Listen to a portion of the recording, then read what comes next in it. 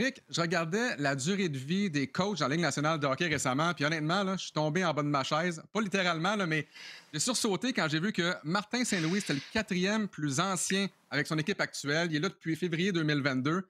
Là, je me suis posé la question, est-ce que la job d'entraîneur-chef dans la Ligue nationale de hockey, c'est la pire du sport professionnel? Puis la bonne nouvelle, c'est qu'aujourd'hui, tu vas pouvoir répondre à ça parce que tu as justement préparé un dossier pour le RDS.ca. Fait que je te pose la question, ça se peut-tu qu'il faut être fait fort pour être entraîneur dans la Ligue nationale de hockey? C'est quoi la moyenne de saison, mettons?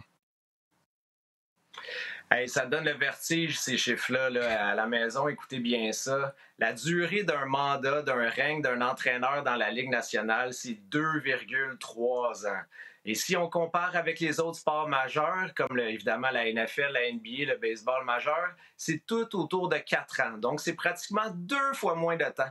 Essaye de t'imaginer ça, Alex. Tu prends une équipe parce qu'on s'entend quand il y a un congédiement, ton équipe, elle va pas très, très bien quand tu arrives. Et là, 2,3 ans après, ben toi, t'es déjà parti. Ça fait mal.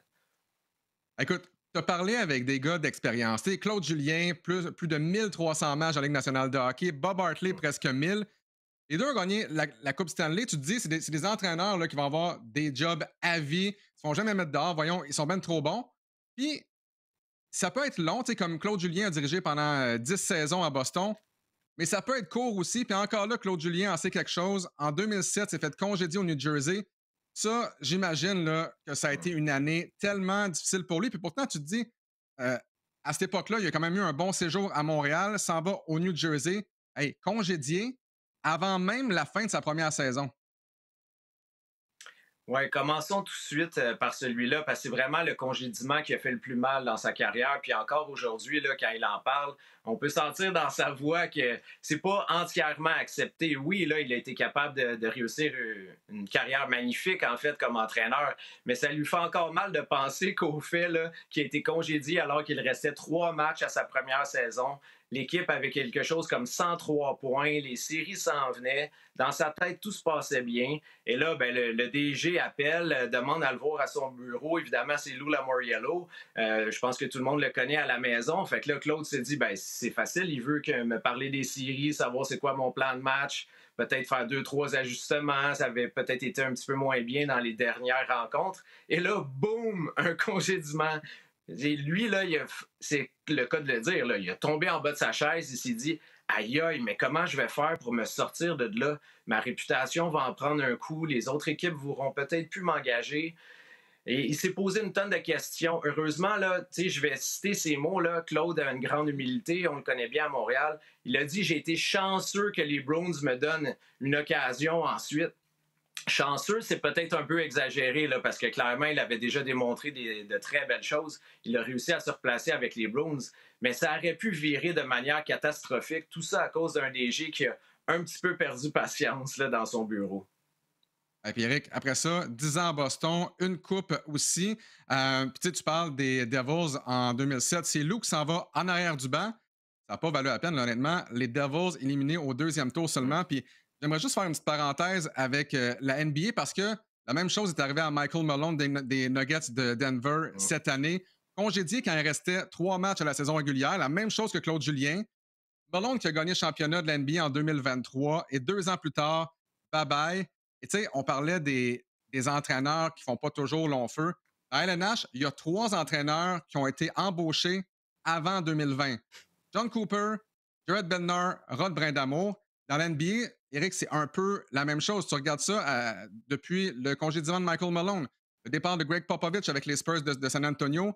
Il reste Steve Kerr, Eric Spoelstra qui ont été engagés avant 2020, 2 championnats de la NBA. Fait que même si tu as gagné des championnats, ça ne veut absolument rien dire. Les carrières sont tellement courtes. Puis, je retiens quelque chose que Claude Julien te dit. Des entraîneurs avec une bonne réputation finissent par écoper. On est rendu là dans notre métier. C'est dommage, mais c'est comme ça. Puis tu regardes les derniers gagnants du Jack Adams dans les dernières années, c'est exactement ça. Je les ai sortis. Bruce Cassidy, Ron Brindamour, qui est le seul de la gang dans les 5 dernières années à encore avoir un travail, un emploi. Darryl Sutter, Jim Montgomery, Rick Tocchet, semble-t-il, s'est replacé aujourd'hui avec les Flyers. Mais même si tu es élu entraîneur de l'année, ça ne veut rien dire. Écoute, c'est presque être de la chair à canon carrément quand tu es entraîneur dans la Ligue nationale de hockey. C'est drôle que tu dises ça parce que je m'en allais utiliser le mot kamikaze. Moi, c'est un peu Ah ben ce ouais, qui c'est m'est ça. venu en tête parce que clairement, il faut que tu sois prêt à assumer les risques, à assumer les conséquences. Mais tu sais, les trois personnes avec qui j'ai parlé, là, il n'y en a pas un qui veut se plaindre de la réalité qui est un peu cruelle du sport professionnel. Claude Julien disait: j'ai accepté les décisions. Ça ne veut pas dire par contre que j'étais d'accord. Et il a été capable aussi de séparer le côté professionnel avec le côté personnel parce qu'il est demeuré, il a conservé une bonne relation avec Lou Lamoriello. Et même à Montréal, quand Marc Bergevin est allé le congédier à son deuxième séjour avec le Canadien, il a conservé aussi un bon lien avec Bergevin. Moi, je t'avoue que j'étais un peu surpris. Je lui ai posé la question: est-ce que Marc t'a congédié parce que tu n'avais pas la même confiance, en fait, que lui n'avait pas la même confiance envers toi? Parce qu'à Boston, tu l'avais cette confiance-là avec Peter Chiarelli. Puis non, il m'a assuré que ça allait très, très bien avec Marc, que c'est plutôt la pression là, qui reposait sur les épaules de Bergevin qui l'a fait pencher vers un congédiement qui, évidemment, là, a fait très mal, encore une fois, à Claude Julien. Mais il a encore réussi à se replacer. Puis ça, c'est aussi la beauté d'un entraîneur, c'est d'être capable de se retrouver un autre emploi. Écoute, je reviens sur la liste des entraîneurs qui ont gagné le Jack Adams plus en détail, là. Bruce Cassidy gagne en 2020, congédié 2 ans plus tard, même après, bon, 6 ans à Boston. Rob Brinamo en 2021, comme je le dis, c'est encore le seul qui est avec son équipe donc depuis tout ce temps-là. Daryl Sutter en 2022, congédié en 2023, un an plus tard. Jim Montgomery gagne ça en 2023, congédié cette année. Et comme tu l'as dit, il y a des entraîneurs qui se trouvent du travail très vite. Ça a été le cas pour Jim Montgomery. Rick Tocchet, l'an passé, 2024, remporte le Jack Adams, congédié cette année, puis comme je l'ai mentionné, semble-t-il, s'est retrouvé du travail avec les Flyers de Philadelphie. Euh, bref, même quand tu es entraîneur de l'année, ta place n'est pas assurée, puis tu as parlé à quelqu'un justement qui a perdu son poste 1 an après avoir gagné le Jack Adams. C'est Bob Hartley, notre bon ami Bob, puis tu sais, Eric, ce que j'adore de Bob, là, tu l'appelles, tu sais quand ça commence, tu sais pas quand ça va finir, mais c'est toujours super intéressant. Qu'est-ce qu'il avait à raconter justement Bob sur son expérience à lui? Bob, c'est simple, là, j'aurais pu partir l'enregistrement, poser deux, trois questions, puis on aurait pu écrire un livre là, sur ce sujet-là, parce qu'il y a 1 million de choses à raconter. On le sait, il a été capable d'avoir des règnes qui ont duré plus longtemps, comme avec l'Avalanche, comme avec les Trashers. Avec les Flames, il est quand même fier d'avoir fait 4 ans. Il venait de remporter Jack Adams, il pensait que ça allait bien, il avait surpris le monde du hockey en menant les Flames en série. Et pourtant, sa dernière année à Calgary, ça a été un véritable cauchemar. Il m'a donné des bons exemples. Là, Alex, il faut que je te raconte ça. Hmm.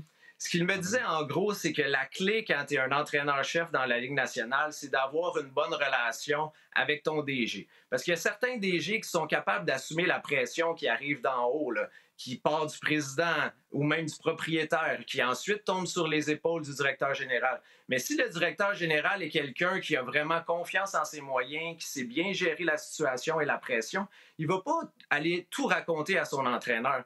Il ne va pas lui dire: le propriétaire, il a une idée complètement ridicule, j'aimerais ça que tu changes tel joueur de trio, que tu le fasses jouer avec lui. Puis ça, Bob Hartley avait eu la chance de le vivre avec Pierre Lacroix au Colorado. C'est certain que Pierre Lacroix a gardé des choses pour lui, qui a assumé la pression qui venait d'en haut. Et là, quand il est arrivé à Calgary, ben, il a vécu tout le contraire, parce qu'au total, il a travaillé pour 5 DG. Puis mot pour mot, ce qu'il me disait, là, c'est que souvent le DG là, qui n'était pas capable de gérer la panique, quand il y avait eu une rencontre avec son président ou avec son propriétaire, il arrivait dans mon bureau, la face toute rouge, puis là, il paniquait. Puis là, il était comme: bon, qu'est-ce qu'on fait? Là, on fait telle idée, on essaye telle idée, telle idée. Puis là, Bob m'a dit: ah, regarde, c'était farfelu ce qu'il nous proposait. On était là, les coachs, on se regardait, puis voyons donc, qu'est-ce qui se passe dans sa tête? Comment on va se sortir, tu sais, un peu de ce contexte-là qui est vraiment difficile à gérer. Il faut être capable là, d'avoir une belle communication avec son directeur général et surtout que chacun s'occupe de ses dossiers au lieu d'essayer là, d'outrepasser un peu là, son mandat. Justement, Eric, on sait à quel point les athlètes professionnels en 2025 ont tellement de pouvoir dans une organisation. C'est peut-être dans une ligue comme la NBA, mais quand LeBron James va voir son DG ou la propriétaire en disant: j'aimerais que l'équipe prenne telle direction avec le personnel, telle direction avec le nouveau coach, c'est honnêtement pas pour rien que JJ Redick s'est amené à LA. LeBron, JJ, deux bons amis, faisaient un podcast ensemble. C'est souvent qui tu connais un peu, mais ça place quand même les entraîneurs dans une drôle de position. Quand on passe au-dessus d'eux parfois, il y a Bob qui avait une bonne anecdote justement là-dessus parce que c'est pas tous les joueurs qui vont aller voir leur coach, il y en a qui vont aller voir le directeur général, d'autres qui vont aller voir le propriétaire, le président de l'équipe ou peu importe. Oui, c'est en plein ça. Tu as donné des bons exemples au basket. Moi, je suis beaucoup la NFL, puis c'est exactement la même réalité. Puis tranquillement, l'influence se rend jusque dans la Ligue nationale de hockey. Et c'est pas une bonne chose pour les entraîneurs parce que clairement, il y a des joueurs qui vont parler directement au propriétaire. L'anecdote que Bob racontait, il a remonté un petit peu dans le temps, mais c'est très pertinent. Parce que quand Vincent Lecavalier est arrivé avec le Lightning, c'était John Tortorella qui était l'entraîneur. Tout le monde sait que c'est pas facile de travailler avec lui. Jay Feaster était le DG et ça n'a pas été trop long qu'il y a eu une rencontre qui s'est imposée. Jay Feaster a rencontré les deux gars dans son bureau. Il a fait venir autant Torts que le Cavalier pour que ça soit très clair pour les deux. Il a dit à Vincent très directement, c'est pas compliqué Vincent, moi je vais jamais t'échanger. Puis il a dit à Tortorella, il dit c'est pas compliqué, je vais pas te congédier non plus. Fait que trouvez une solution, arrangez-vous ensemble. On sait qu'il y a eu une belle évolution dans la relation entre les deux. Évidemment, ça l'a mené à une Coupe Stanley. Mais si Jay Feaster avait fait ce que plein d'autres DG ont fait par le passé, il aurait tranché. Puis qu'est-ce qui arrive dans ce temps-là? C'est que l'entraîneur finit par sauter. C'est pas le joueur vedette que tu viens de repêcher dans les premiers que tu vas vouloir remplacer. C'est une réalité qui est cruelle. Il faut que le DG soit capable vraiment de faire son travail parce que veut pas, c'est lui qui va toujours avoir le dernier mot dans cette situation-là. Et ça, tantôt, on parlera de Pierre Dorion, mais c'est un peu ça qu'il nous disait, c'est que c'est le DG qui gagne.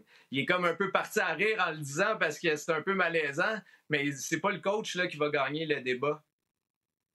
Eric, je te lance sur Pierre dans un instant. Mais tu sais, souvent, on parle du hockey de la Ligue nationale de hockey par rapport aux autres grandes ligues nord-américaines.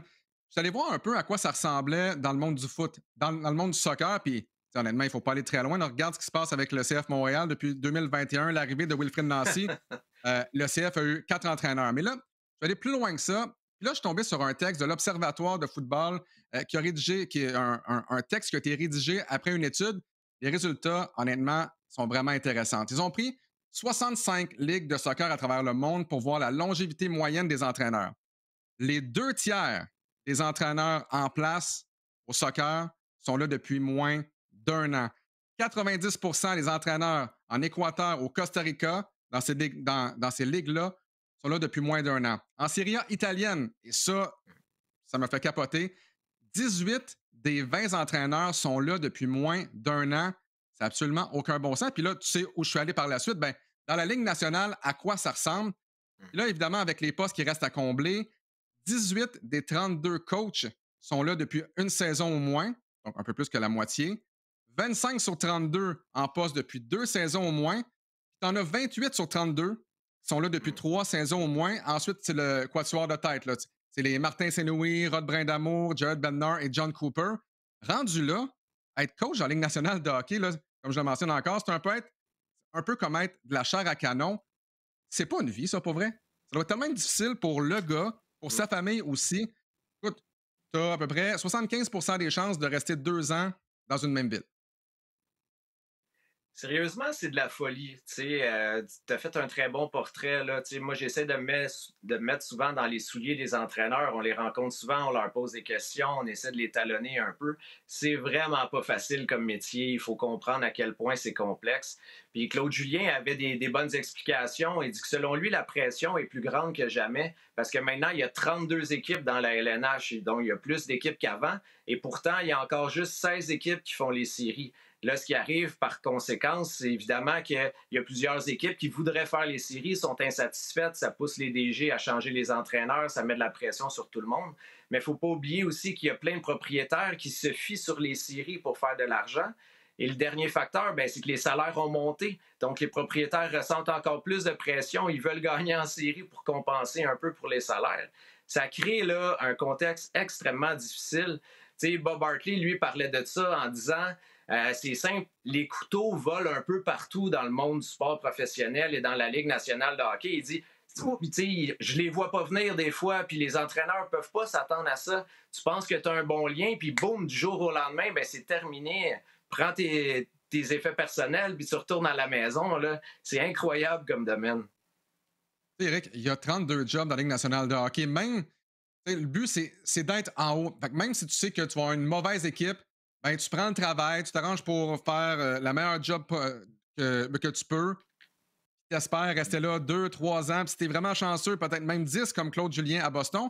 Mais j'aimerais maintenant que tu me parles de Pierre Dorion. Il y a deux perspectives, évidemment, quand il vient temps d'embaucher un entraîneur ou de le congédier. Celle de l'entraîneur, évidemment, qui veut garder sa job le plus longtemps possible.